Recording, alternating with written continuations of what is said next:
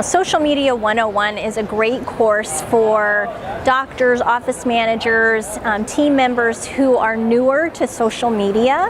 I generally will talk with attendees before these types of programs who say, we've never been on Facebook before, or we're not familiar at all with social media, and sometimes they can be a little bit embarrassed about it or apprehensive about how to get started. And so this is a great course to really get a good idea of how social media can help your practice, why it's important, how you can use this tool not only to help you to grow your practice, but really looking at how to use it to grow more deeper and closer relationships with your patients, and really thinking about using social media as a communication tool.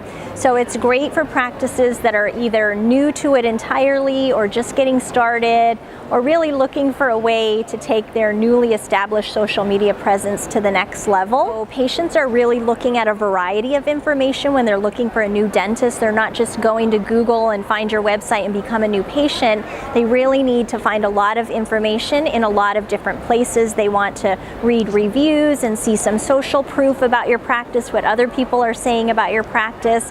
They might want to watch video about your practice if you have video available. They may want to ask their Facebook group. Maybe they're in a mom's Facebook group or a neighborhood group, and they want to ask them who they would recommend for a new dentist. So you really need to make sure that you have your practice set up on a variety of different, I like to call them pieces of online real estate, lots of different social media review sites. And we'll talk about all of these different platforms at the Keys to Social Media Marketing Success program.